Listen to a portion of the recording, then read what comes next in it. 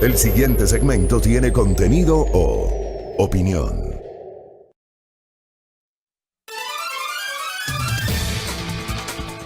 Seis con 20 en la mañana, buenos días con todos, gracias por acompañarnos en esta jornada informativa.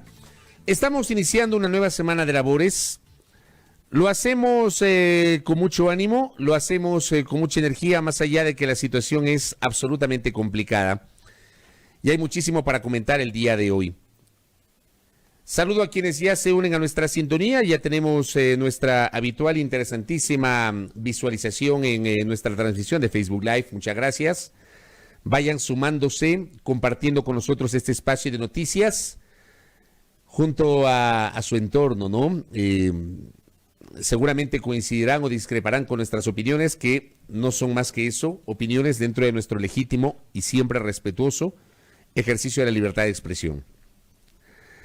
Decía, tengo un montón de temas para comenzar y vamos a tratar de evacuarlos, pero me voy a tomar unos minutos para hablar del tema sanitario. Resulta que el día de hoy podría haber decisiones en el caso de Quito. La situación sanitaria en Quito es extremadamente complicada, muy, muy complicada, tan complicada que el día de ayer hubo mensajes por separado, tanto por parte del alcalde metropolitano Jorge Yunda, cuanto por la ministra de Gobierno María Paula Romo. El alcalde metropolitano Jorge Yunda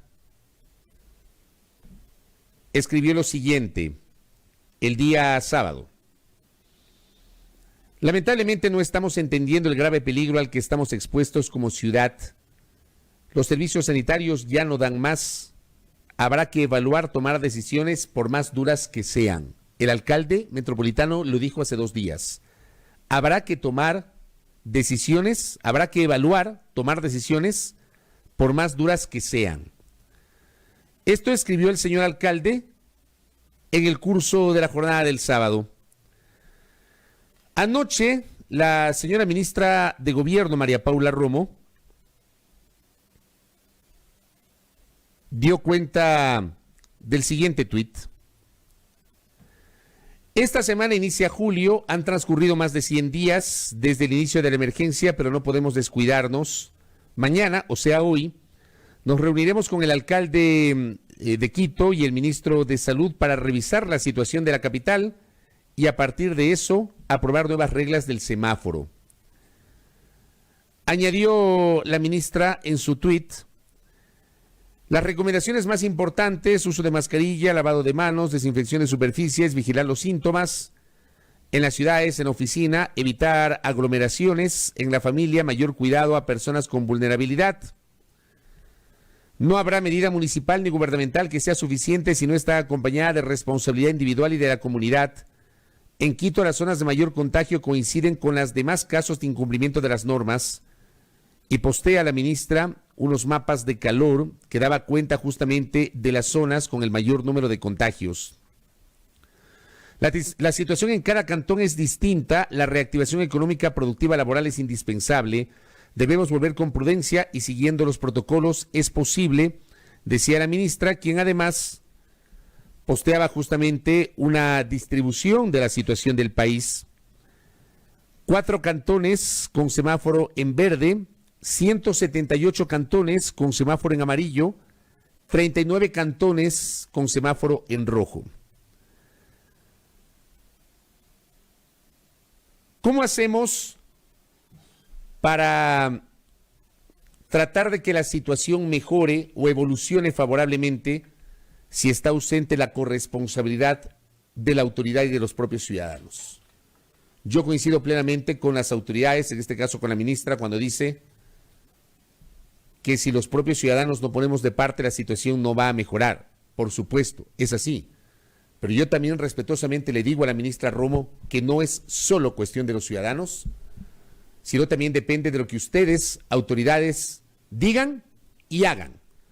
Y los mensajes de las autoridades, amable audiencia, los mensajes de las autoridades han estado muy lejos, muy alejados de la coherencia, de la certidumbre, de la consistencia. Han sido mensajes en algunos casos que invitan a que la gente se relaje cuando tenemos un ministro de Estado que sin la presentación de una base científica, que uno puede pensar que es así, pero presente la base científica, la base estadística, un ministro de Estado dice que el 45% de los habitantes de Quito ya están contagiados, más de 1.300.000 personas. Una cifra, pero lejísimos de la estadística oficial, y no presentan una base científica. Cuando se hacen declaraciones sin que vayan acompañadas de los correspondientes insumos para que los ciudadanos podamos tener certidumbre. Pero creo que las autoridades no pueden mirar a otro lado y solamente pretender responsabilizar al ciudadano. Que el ciudadano es corresponsable, por supuesto, pero por supuesto. Y no me refiero a ese ciudadano que ha tenido que salir a la calle para poder trabajar y poder llevar un sustento a su hogar. De esto hemos hablado con ustedes en múltiples ocasiones a lo largo de las últimas semanas. No me refiero a ese ciudadano. Me refiero a aquellos que se congregan en los parques a beber. No tiene sentido. Ayer, por ejemplo, el colega de Coavisa, Alex Ceballos, presentaba un reportaje de la situación en Guamaní, por ejemplo. Un reportaje revelador, porque yo separo las cosas, procuro hacerlo. La parte comercial es una, porque se requiere activar la productividad, reactivar la producción, reactivar el comercio, porque es la única manera de procurar empezar a dinamizar la economía. Pese a eso, el país sigue teniendo grandes dificultades, muchísimas dificultades, pero yo separo eso. Pero por otra parte, en este reportaje se captaron imágenes de gente en una esquina tomando, de gente jugando vóley. Entonces no me vengan a mí a decir que el hecho de que la gente tome o que juegue vóley es culpa de las autoridades. O sea, separemos las cosas. ¿Cuál es, creo yo, la responsabilidad? Por eso ubiquemos las responsabilidades como son. Son estos mensajes que generan las autoridades. Y la ausencia en la toma de decisiones muchísimo más contundentes. Ahora, también reflexiono, si la propia autoridad emite discursos como el de señalar que el 45% de Quito ya se contagió, o sea, 1.350.000 personas ya están contagiadas, según el ministro, insisto, sin ningún tipo de base científica, ¿cómo no se va a relajar alguna gente? Termina siendo así, lamentablemente termina siendo así. Entonces, autoridades asuman también su responsabilidad en lo que está pasando. Tenemos por un lado un ministro de Salud que habla de que la situación médica está controlada y que no reconoce que hay un colapso en los sistemas de salud. El sistema de salud pública en Quito, amable audiencia, está colapsado. Colapsado. Y simplemente revisen las publicaciones de mucha gente, no solo de periodistas, pues, de ciudadanos, que reportan en las redes sociales el viacrucis que están viviendo para poder obtener una atención médica. Es una cosa de locos. De eso no nos hablan, eso no reconocen. Yo no sé si la decisión que adopten el día de hoy será mantener el semáforo amarillo, pero implementar algunos cambios, algunas restricciones. No sé si finalmente hagan lo que alguna vez sugerimos en este espacio de noticias: identificar y aislar las zonas de mayor contagio. Yo pregunto, si por ejemplo, en el tuit que escribió la ministra María Paula Romo ayer, se muestran zonas de Quito en las que a través de un mapa de calor se puede determinar justamente el número de contagios o cuáles son los sectores de la capital que tienen mayor número de contagios, ¿no les parece que lo lógico es aislar esas zonas o tomar medidas radicales en esas zonas? O sea, hablo desde el humilde sentido común, porque no soy un especialista en estas materias, pero es una cuestión de sentido común. Como es una cuestión de sentido común también insistir en qué pasó con los testeos masivos. Autoridades, señor alcalde Yunda, ministro Ceballos, ¿qué pasó con los testeos masivos? ¿Dónde están tomando las pruebas? El común de la gente no tiene 80, 100, 120 dólares para poderse tomar una prueba de PCR. O sea, no nos engañemos. Si pretenden que el ciudadano de a pie, que además hasta se quedó sin trabajo en los últimos 104 días, tenga que destinar 80, 100 o 120 dólares para ir a un laboratorio y someterse a una prueba PCR, porque esa es la prueba que vale. No la prueba rápida que están tomando en algunos sectores. La prueba rápida que se está comercializando como fundas de caramelos. Comercializan en el Facebook como nuevos emprendimientos. Hay políticos que tienen en sus casas cajas enteras de pruebas rápidas de COVID. Y aquí no pasa nada. Entonces vamos. Aquí es de parte y parte. Hay que asumir las responsabilidades. Estamos muy lejos de eso. ¿Y por qué hablo de responsabilidades, pues? El 25 de junio, hoy estamos 29, el 25 de junio ya se anunció que hoy regresaba el sector público a trabajar. ¿Qué publicó Diario El Comercio? Dimos lectura a esta nota de Diario El Comercio el día 26 de junio, o sea, el jueves.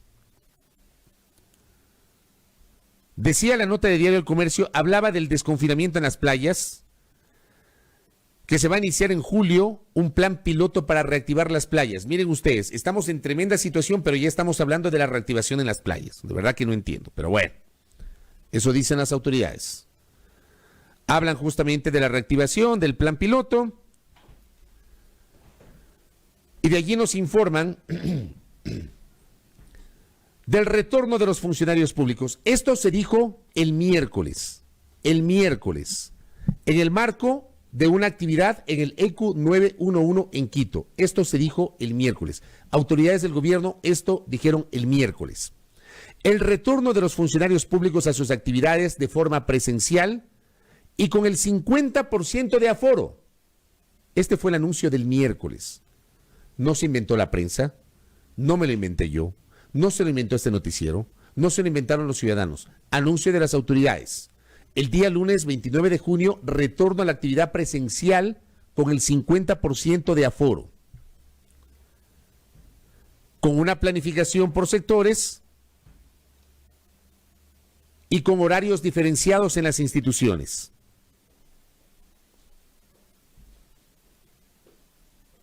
Sin embargo, el día sábado, nótese este anuncio general del día miércoles. El día sábado, el Ministerio del Trabajo emite el siguiente comunicado.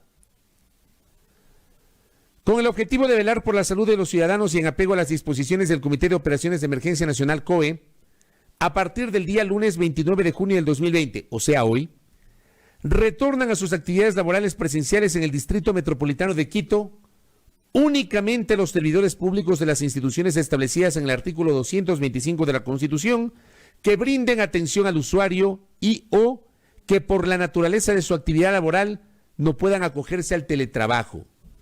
Esto que acabo de decir se publica el sábado, cuando el miércoles no se explicó esto. No se explicó esto. Entonces dicen, todo el sector público, porque el artículo 225, déjenme contarles, queridos oyentes y televidentes, el artículo 225 de la Constitución incluye a todo el sector público, ejecutivo, legislativo, judicial, electoral y de transparencia y control social, todas las funciones del Estado. Incluye al gobierno local, a los gobiernos locales, prefecturas, municipalidades, juntas parroquiales. Incluye a las empresas públicas, incluye a otros organismos, incluye a todo el mundo, todo el sector público. El artículo 225. En el comunicado dice todo el sector público, pero únicamente los servidores públicos de las instituciones que brinden atención al usuario. ¿Cuáles son? En este comunicado nos explica. ¿Cuáles son las instituciones? A ver, si a mí me dicen la empresa de agua potable de cualquier cantón, sí, ya. La empresa de agua potable, por su naturaleza, tiene servicios de atención al público. La empresa eléctrica tiene servicios de atención al público. Pregunto yo, ¿la Asamblea Nacional? La Asamblea Nacional tiene un área de gestión documental para atender al público. ¿Tiene que atender esa área? La biblioteca es para la atención al público. ¿Tiene que atender esa área? La Presidencia de la República, que tiene un área de gestión de recepción de documentos, ¿tiene que atender al público? Nada de eso se explica en este comunicado. Pero además, en este comunicado, en la segunda parte, dice lo siguiente: la atención a la ciudadanía se realizará en el horario señalado por la institución pública previo a la emergencia sanitaria declarada, debiendo respetarse los turnos, aforos y disposiciones establecidos en el acuerdo ministerial número tal del 3 de mayo del 2020 y sin exceder el 25% del total de servidores de cada institución en labores presenciales. 25%. 3 días antes de la emisión de este comunicado dijeron 50%. El miércoles dijeron 50%, el sábado, cuando seguramente todo el mundo ya planificó, dijeron no el 50%, el 25%. ¿Qué mismo? ¿Cómo quieren que la gente no se relaje si ni siquiera se ponen de acuerdo? Si por un lado un segmento de autoridades hace un anuncio y luego el Ministerio del Trabajo emite otro comunicado. O sea, yo quisiera entender eso. ¿Cómo quieren que la gente pueda tomar decisiones si tenemos esta información y esta comunicación tan errática?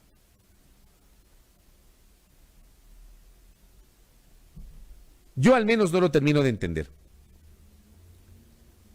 Hoy el sector público regresa a trabajar así. Y ni siquiera se dignan en explicar quiénes son los que van a regresar a trabajar. Primero dicen 50%, luego 25%. Si entre el miércoles y el sábado se dieron cuenta que no el 50, sino el 25, se dieron cuenta que no todos, sino solamente las instituciones que brindan atención al cliente, especifiquen cuáles. Los ciudadanos necesitamos información. Si los propios comunicadores no tenemos acceso a una información real, ¿cómo vamos nosotros a informar a nuestras audiencias? A quienes nos leen, nos ven y nos escuchan. ¿Cómo informamos? Yo al menos estoy confundido. Ya habrá gente que diga que no es así. Yo estoy confundido sobre esto.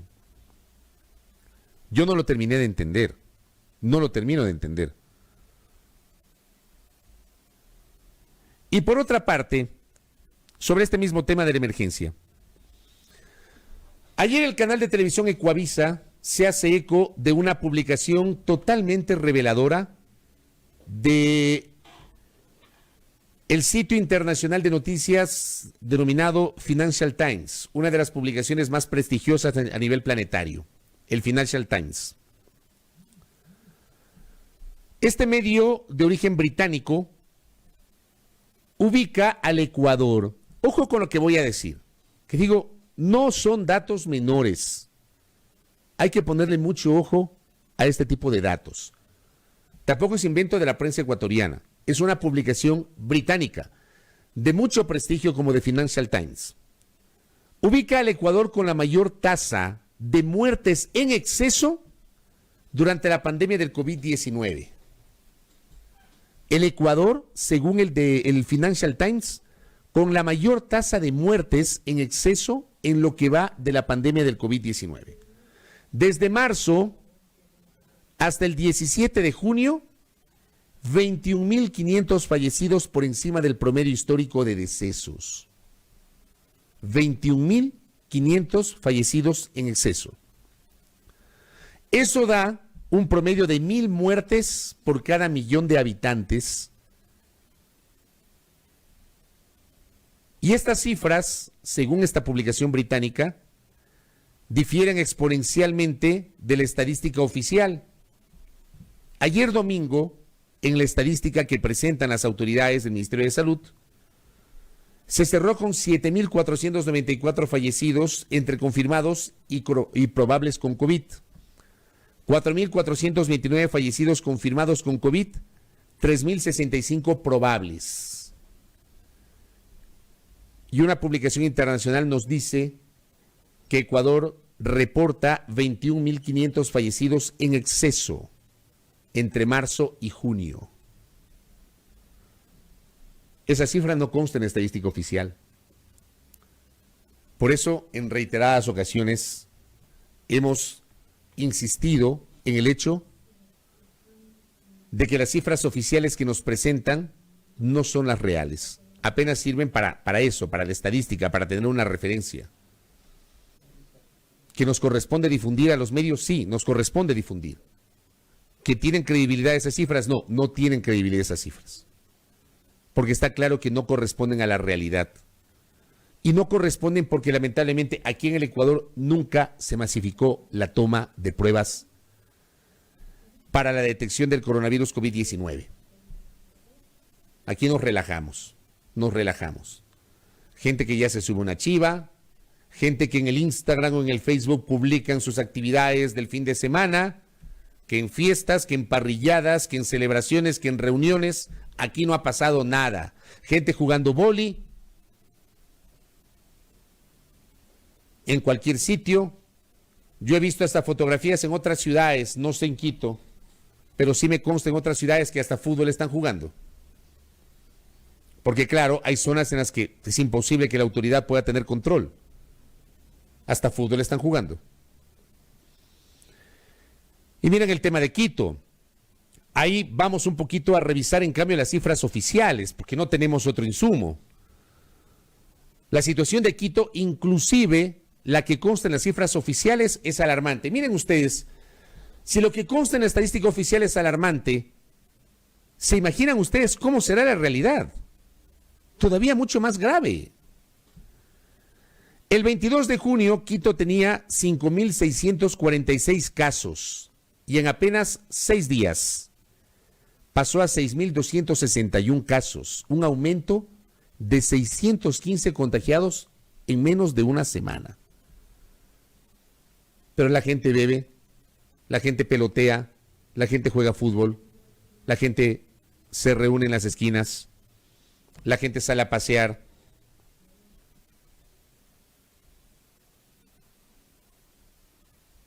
Eso está pasando en el Ecuador. Y yo les decía y les hablaba del colapso del sistema sanitario. Ayer la colega periodista de Plan B, Susana Morán, a quien le enviamos un afectuoso saludo y esperamos una pronta recuperación y mucha fuerza para su señor padre. Y cito esto porque, claro, es un testimonio de una colega periodista, que además termina siendo un testimonio vivencial para conocimiento de nuestro público y que refleja la grave situación sanitaria que vive el país. Susana escribió ayer: acabo de ingresar a mi papá con síntomas de COVID en un hospital privado, después de ser rechazados en otros 2 privados y 2 públicos. Uno de ellos fue el de Calderón, que no recibía pacientes de ningún tipo, ni para pruebas, ni nada. El segundo fue el Pablo Arturo Suárez, donde le hicieron solo preguntas y lo mandaron sin haberle hecho ni siquiera una prueba rápida. Poco antes que llegáramos, otro enfermo falleció apenas ingresó. El tercero, dice la colega Susana Morán, fue el Metropolitano, y nos dijeron que no había espacio de ningún tipo, ni siquiera para consultas. La cuarta fue la Clínica Pasteur. Por llamada nos dijeron que tenía pacientes hasta en consultorios. No le deseo esto a nadie. Publicado por una colega periodista. Su testimonio vivencial que demuestra y que confirma el grave colapso del sistema sanitario. El colega Diego Puente, de Diario El Comercio, a quien también le saludamos, buen amigo, escribía lo siguiente: Diego, tengo 2 familiares con COVID-19. Encontrar unidad de cuidados intensivos o atención médica se convirtió en un calvario en Quito. Solo pido a las autoridades que tengan la sensatez para tomar decisiones y no comprometer la vida de la gente.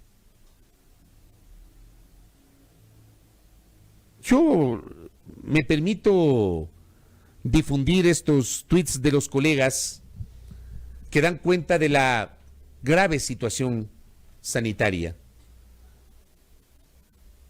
que está enfrentando Quito.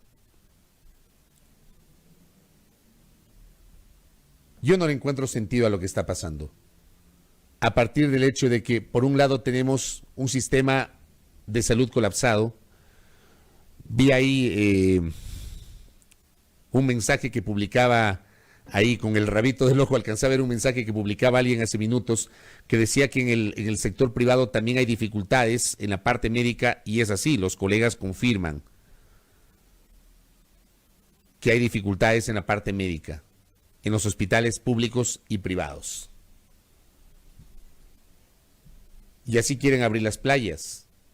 Y así desde el día de hoy, me parece, o desde el miércoles, se reanuda el transporte interprovincial. Ya los terminales están listos. Quitumbi, Carcelén. Y permítanme insistir en lo que he venido diciendo a lo largo de las últimas semanas. Yo les pregunto públicamente a las autoridades, pregunto públicamente a los líderes de opinión, a la clase política, a los empresarios y a los ciudadanos. Es imposible combinar la parte económica con la parte sanitaria. Es imposible.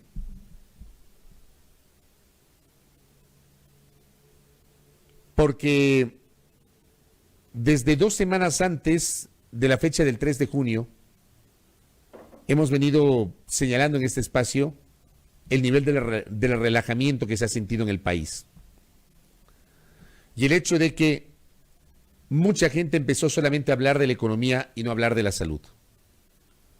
Concejales, legisladores, empresarios, hablando solamente de la parte económica y obviando la parte de la salud.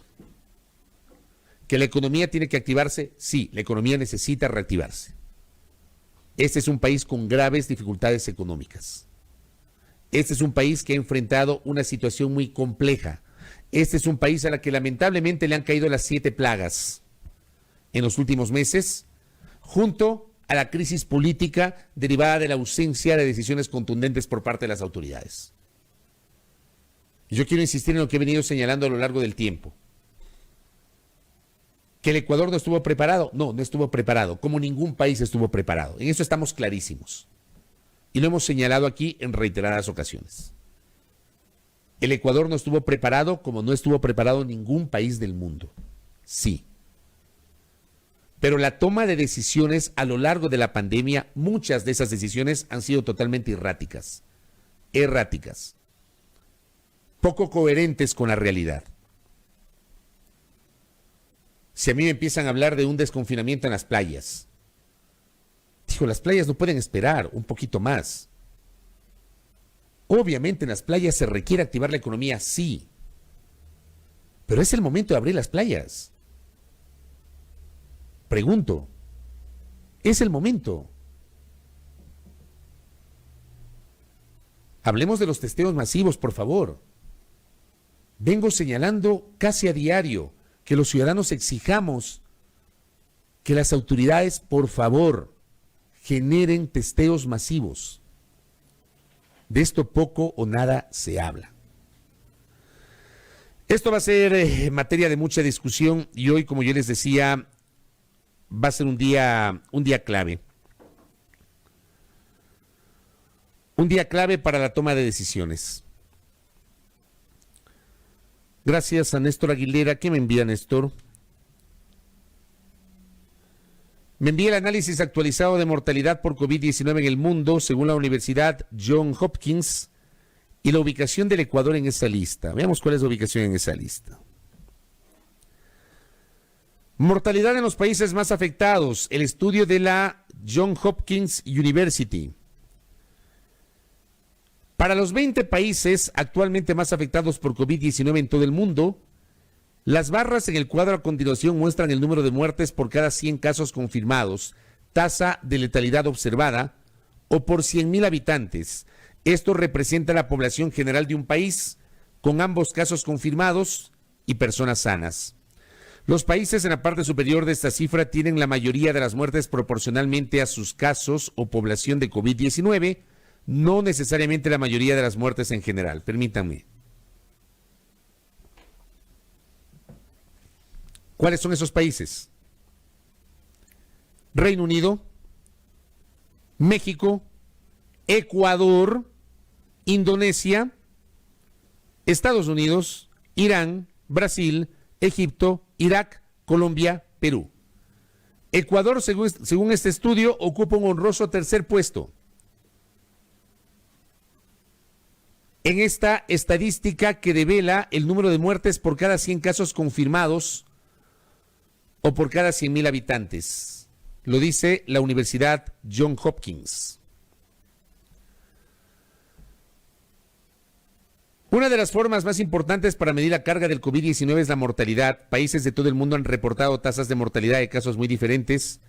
La cantidad de muertes dividida por la cantidad de casos confirmados. Las diferencias en los números de mortalidad pueden ser causadas por diferencias en la cantidad de personas evaluadas. Con más pruebas se identifican más personas con casos más leves.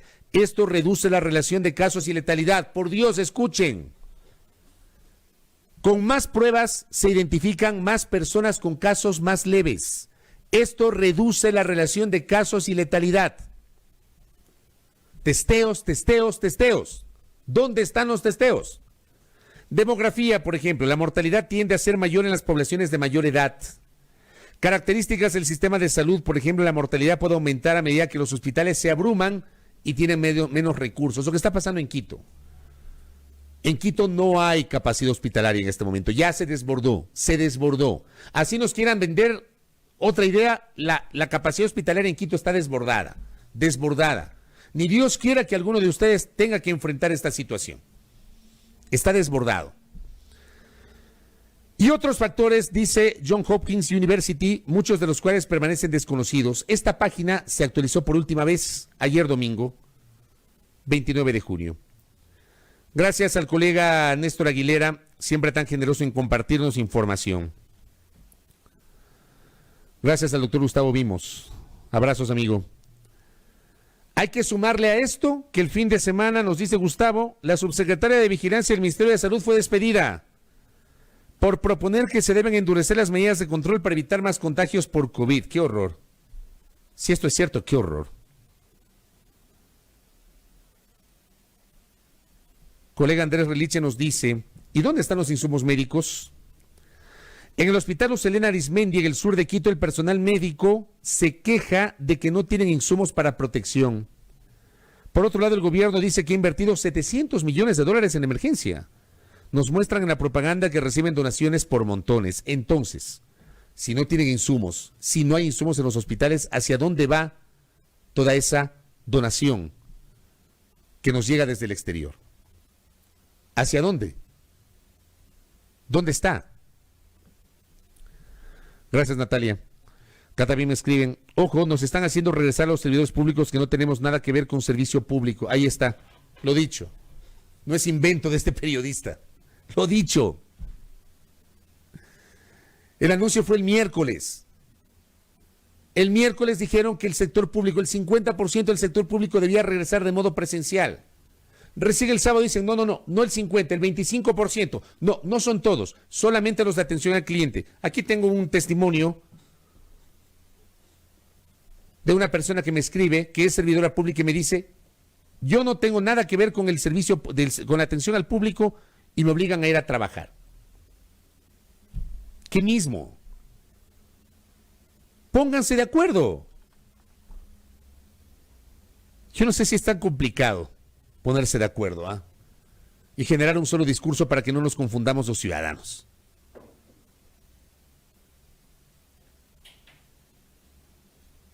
Todavía no confirman la hora de la reunión del alcalde con las autoridades. ¿Qué dicen por acá?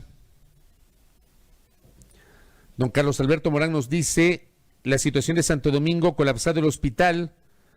Y por otro lado, a nivel de tránsito, tienen la consigna, esto también es grave, tienen la consigna de llevar 10 multas diarias o los despiden. ¿Vieron los videos? El último fin de semana hay un video ahí de un agente de tránsito de Quito, metropolitano. Esto supuestamente es lo que va a ser materia de una investigación a la interna de la Agencia Metropolitana de Tránsito en Quito. Es lo que estoy diciendo, don Byron. Pruebas y más pruebas. ¿Qué pasó con las pruebas que trajo el municipio? Ahí han pasado varias semanas. ¿Qué pasó con las pruebas? Acá don Walter Garcés dice que en el aeropuerto no hay gente que controle. El tema de las playas que también nos dicen. Acá nos señala también Michelín Bastidas, dice, el municipio tenía pruebas que denunciaban que se caducaban. Cuidado, se caducan esas pruebas, ¿no? Que es algo que también se ha mencionado. Bueno, así está el tema sanitario. Así está el tema sanitario. Créanme, yo me he tomado prácticamente todo el espacio para comentar porque en lo personal yo estoy muy, muy preocupado con esto. Termina siendo lo que en este espacio hemos venido alertando.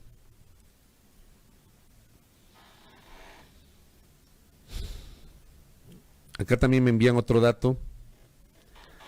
Hay un problema con la adquisición de pruebas rápidas. El Ministerio de Salud firmó un contrato para adquirir 1 millón de pruebas y apenas el proveedor entregó 400,000 y el resto no puede entregar porque no tiene. Yo no entiendo eso. Miren este dato que me pasa. Acá también me envían un mensajito. Gracias, amigo Luis. En un popular sector de Tumbaco, ciudadanos extranjeros nos dice juegan básquetbol. Ah, no, béisbol. Juegan béisbol. Pensé que era básquet. Béisbol. Sin tomar cuidados de bioseguridad y con público incluido.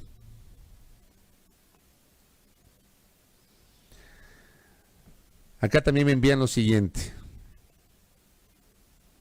A ver, para que vean, y con esto voy cerrando el comentario, pero es que me ha llegado esto y tengo que comentarlo, para que vean que no terminan poniéndose de acuerdo.